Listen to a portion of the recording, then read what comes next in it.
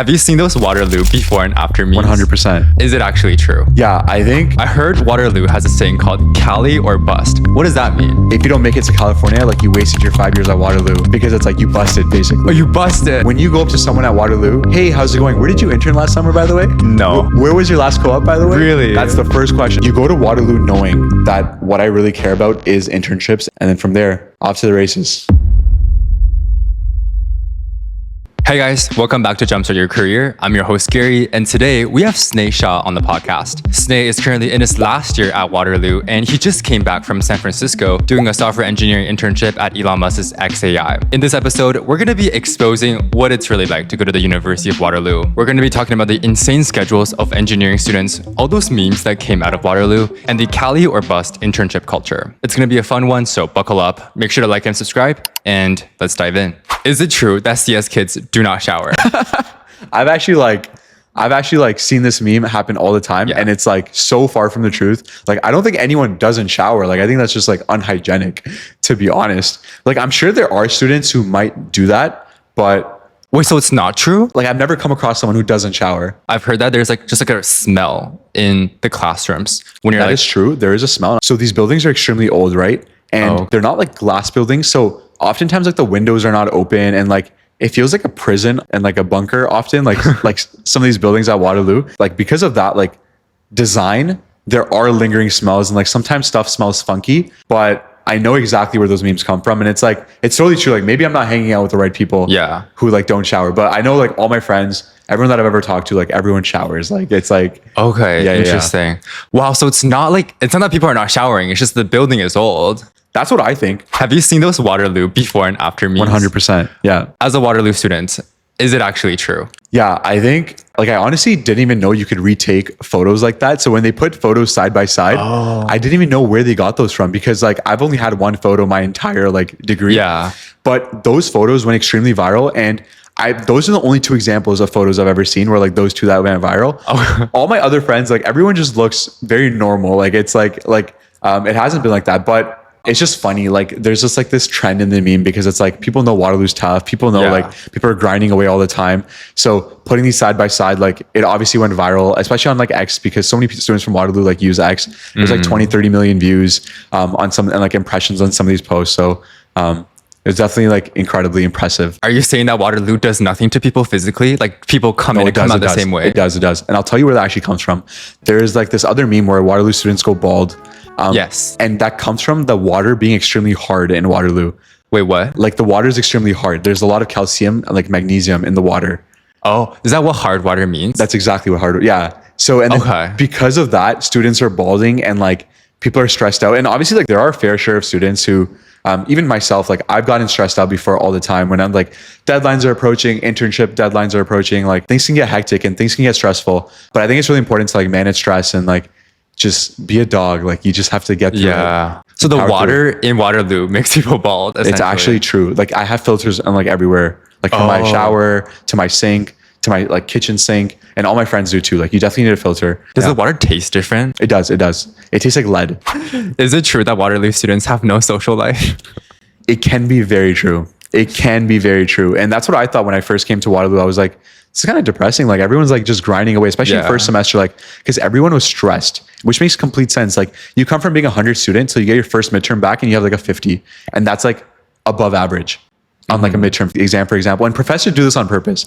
They make your first midterm set of exams when you come into university a lot more difficult than they need to be, just so you get like a bit of a reality check. Like it's not going to be like cruise line how it was in high school, for example. Interesting. Yeah. So that's what they do. They stress you out. So students are definitely stressed out in the first and second semester, but you learn very quickly.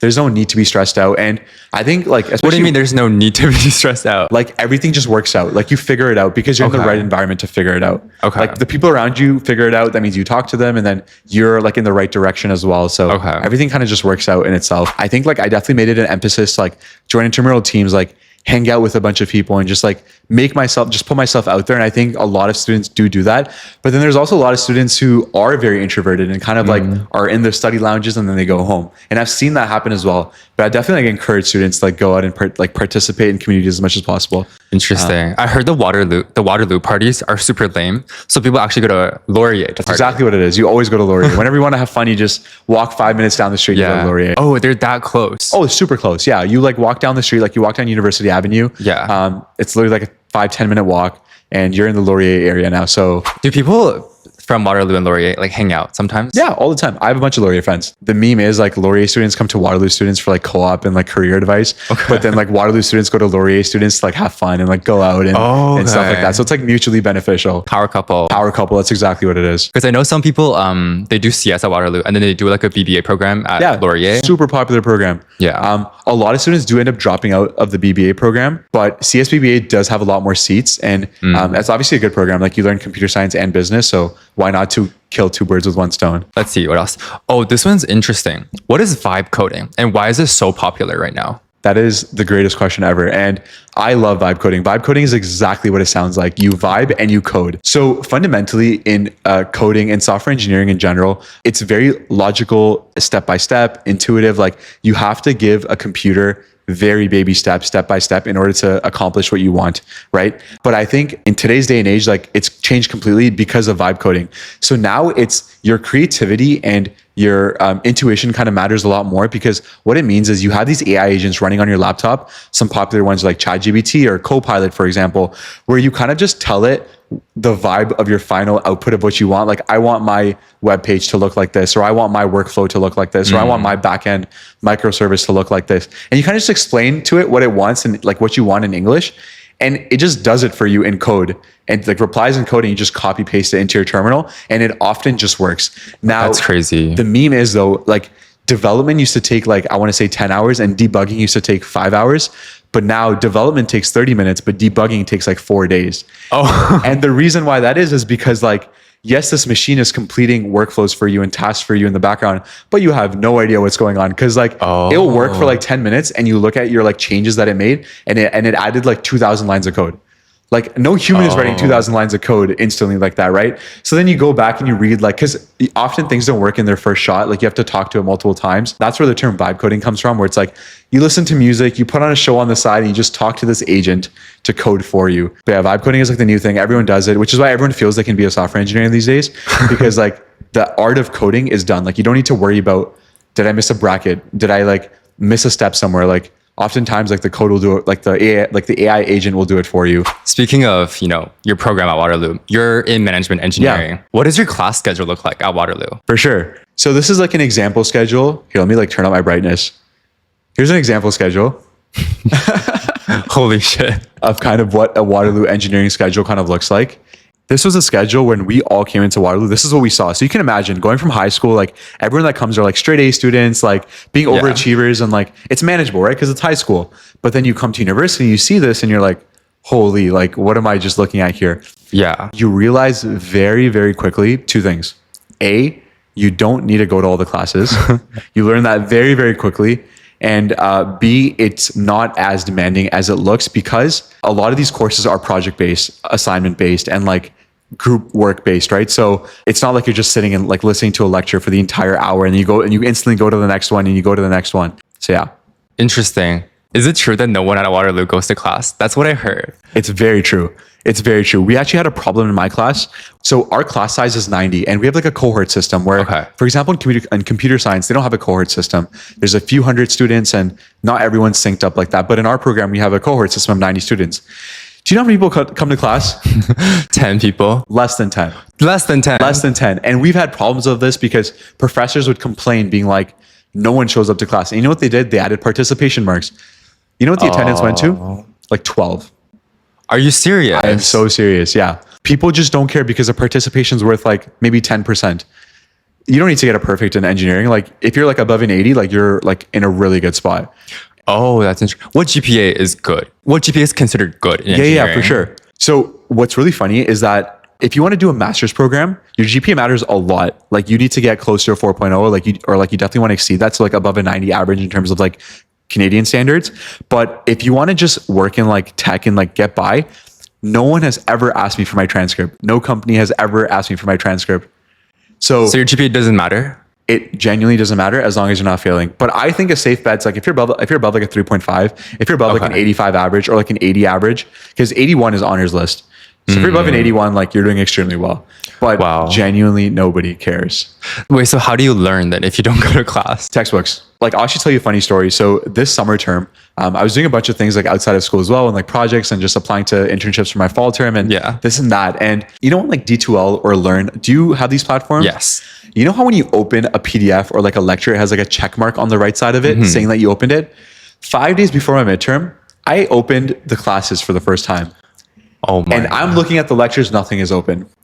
But then those 5 days, like me and my friends, we cram so much and it just happens to work out. We do well. Wow. And I think a majority of students think the exact same way and like they do the exact same things. So do you just have to be super smart to be in engineering at Waterloo? Not at all. I think you just have to be persistent and creative. Just go straight to the practice problems and just learn in like reverse engineering. So do the problems, fail miserably based on what you already know, and then go back in the textbook, find where they teach you that, learn it, and move on to the next problem. Oh, interesting. So it's not even about learning. It's just about passing and getting the questions right. Yeah, often. It's definitely like that. Oh, okay. That's why you don't have to go to class. You just have to because they don't really go through the questions anyways in class. I mean, students are different, but I think at Waterloo, that's what people care about because people fundamentally care about co-ops. Where I'm sure if you ask like a student at U of T this question, they would have much higher class attendance because people are genuinely like learning and they want to do masters. So your GPA matters a lot more. So I think it's like fundamentally different based on like what students you ask where. But at Waterloo, I can confidently say attendance is very, very low. That is such an interesting culture. Everyone is just hyper focused on internships and everything else is like irrelevant. That's pretty much what it is. Yeah. Okay, I see. Next, we move on to I guess like a more depressing category, which is sort of the career pressure at Waterloo. I heard Waterloo has a saying called Cali or bust. What does that mean? Yeah, for sure. So Cali or bust is a saying that like Waterloo students have been talking about forever. Like ever since I was like in middle school, like I knew about this term just because it was like a thing that everyone just talked about. So fundamentally what it means is very simple, where I want to do an internship in the States, preferably in California, but not just any internship. Like I want to work at a FANG company, or like now it's called Mango, for example, or these other like up and coming emerging tech companies that are like super popular. The goal is always for students to work at these companies, or oftentimes that's what it is. Whereas like you don't want to like live in Canada and like do these Canadian co-ops because it's like a prestigious symbol. Not that it's a good thing, but that's what it's like. That's what it means, which is where this term Cali or bust comes, where it's like, if you don't make it to California, like you wasted your 5 years at Waterloo because it's like you busted basically. Oh, you busted. That's exactly what it is. Wait, that's crazy. Yeah. Well, but Waterloo's such a prestigious school anyway. So most people, I would assume, probably do make it to California by the end of the 5 years. I wouldn't say most. I would say it's a good like 50-50. Like, I don't know. I feel like on LinkedIn, every time you open up LinkedIn, like everyone's like, I'm so grateful to announce that I'll be working here in the Bay Area. Whereas like, but what's important to recognize is like, students that may not have gotten as fortunate, like probably wouldn't post about it, right? So it's important to like have like a good perspective on like both sides. Oh, what percentage of students do you think make it to Cali in Waterloo? So in my program, in our final co-op, currently, I would say it's about 60% yes, 40% no. 40% no by choice or by failure? I don't know. Yeah, oftentimes what happens is like, a lot of students don't even want to go there because people like it at home. Like people like being with their family and staying at home and like just chilling. But yeah, I think for everyone who definitely like wants to go one way or another, definitely like finds their way there. Oh, okay. Yeah. There's very few stories of like not being able to go if you've really wanted to go. Is it like something that people actively talk about, like Cali or bust? All the time. That's all they talk about. When you go up to someone at Waterloo, like it sucks because you know, normally you would say, hey, how's it going? Like, how's life lately? Hey, how's it going? Where did you intern last summer, by the way? No. Where was your last co-op, by the way? Really? That's the first question. I've had it happen to me countless times. I just look at them. I'm like, seriously? Like, is that what you want to ask me?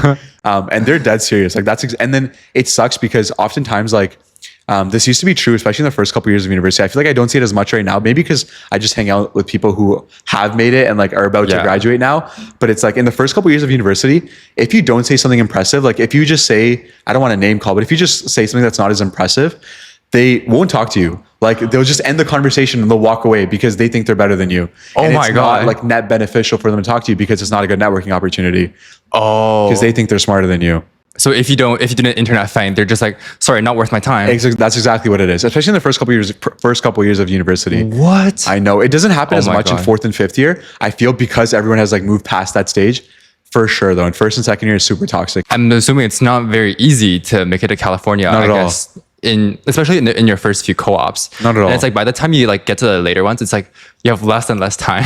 Yeah, not at all. So are people under a lot of pressure to sort of fulfill that dream? Yeah, I think so. I think getting to California and New York as well, like New York is a big tech scene as well where students want to go to. Some people actually prefer New York over California. So I think like going to these places is one thing. It's like not incredibly challenging to go there if you just want to go there because there's smaller companies and there's a lot of opportunity for you to apply there. But it like oftentimes the term Cali or bust stems from like working in these big tech or well-known companies, right? You can't just be working at In-N-Out. Exactly. You can't be working in and out. So that's where like the pressure comes from, for example, where it's like, and that percentage goes way down. Now we're talking 20% yes, 80% no, or 15% yes, 85% no. If we're simply talking about going to these places, 50-50.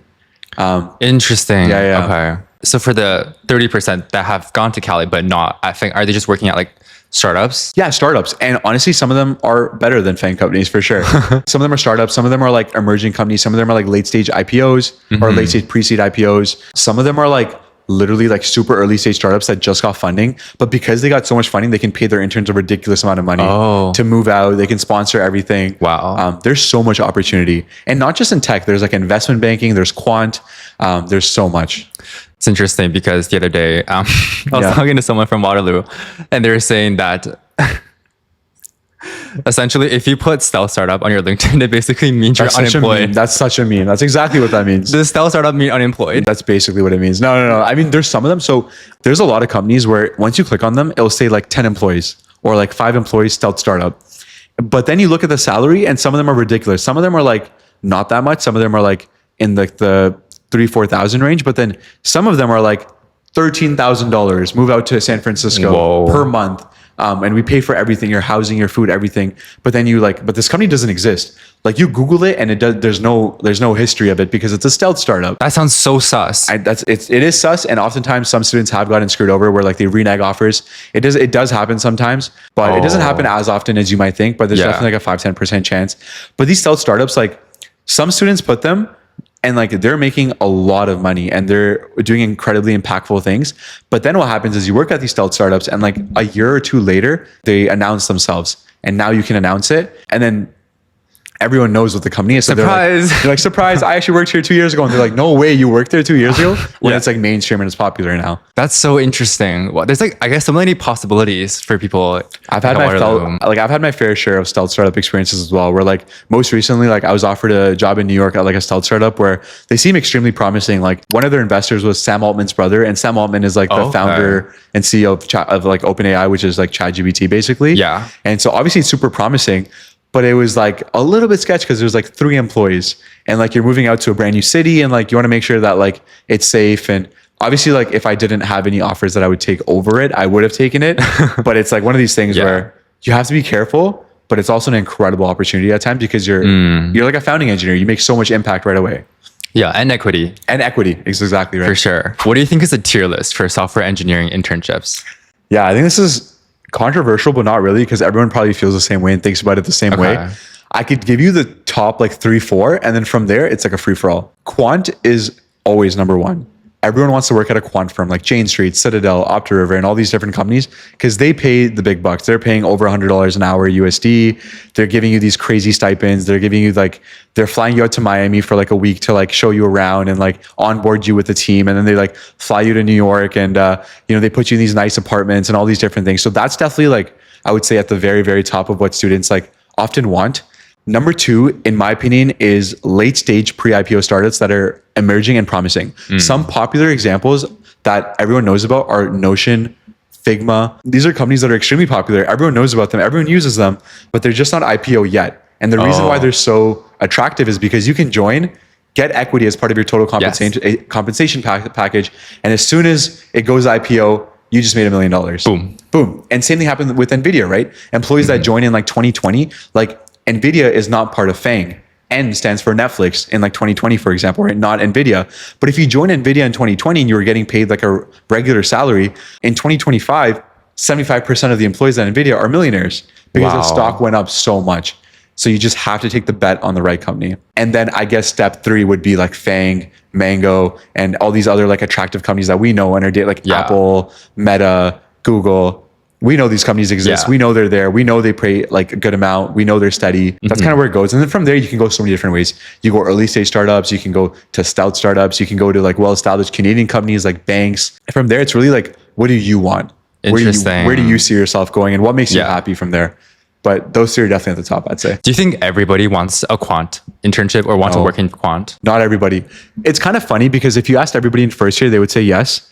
You get into third year and you like the practicality and the realistic sometimes like sense kicks in where it's like, maybe this is not for me because... As in they're not smart enough or... No, it's like quant is like, the culture is different than like pure tech. Okay. It's like very finance, bro. Very like much networking, very like suits and like you got to pull up in shirts and stuff like that. Yeah. Whereas like with like tech, like if I came to work in shorts, like my manager would be wearing shorts too. Like nobody cares. Interesting. You just come in whatever, you work in whatever, you leave in whatever. The culture is very chill. Do you feel like tech bros are better than finance bros? Because I've heard like some pretty bad things about tech bros too. Yeah, I think there's like a fair share of like toxicness in both like different like finance and tech, for example. Like I'm in tech and you hear things about finance, but I'm not in finance. Like I'm sure people in finance talk crap about like tech bros as well, because I think the meme with like tech bros is like, we're very lazy. We're just sitting at our desk all the time and just like pulling up in shorts, coming in sandals and leaving whenever. Whereas like the stigma with finance bros is like, you have to wear a suit all the time. You have to network all the time. You have to be out and about all the time. So it just takes up so much time. I've heard that tech bros have a tendency to have a God complex or like a savior complex and think that they're going to change the world. That's exactly. And it's right. I've seen it happen a lot, like especially in like California and stuff. Like you meet people and you instantly see that they feel that they're smarter than you, but you kind of just get used to it. How do you feel? Like, is it by the way they look or dress or they talk? It's the way they talk. It's the way they talk. It's more of like a demeaning kind of talk where it's like, yeah, I've done this, this, and this in my life, but like, don't worry, like you'll get there too one day. Like, it's one of those. It's one of those. Like, I don't even know if they do it on purpose at this point. I feel like it's just part of like who they are, I guess. Yeah. But at the same time, so many people are incredibly nice and like kind. Okay, one last question to ask you in part 1 is Waterloo basically a 5-year internship farm? That's exactly what it is. I mean, you go to Waterloo knowing that what I really care about is internships and like my career. Some students go into that program thinking that's what they want, and they realize very quickly that this is not the culture I want to be a part of. This is not what I want. And that's fine, because then they transition to masters and they focus more on their studies and, you know, getting that high GPA. But in terms of like fundamentally how Waterloo's created and what it's like made for, I genuinely believe it's just a 5-year internship farm of like, you rank up your levels, you go as high as you can, and then you go to new grad and bam, you like start at a decent level. And then from there, off to the races. All right, that's a wrap on part 1. In part 2, we're going to get even spicier. Sneh is going to talk about how he landed his XAI internship in San Francisco, what it was like working with Elon Musk, and how much money people actually make in San Francisco. Make sure to like and subscribe, and I'll see you guys in part 2.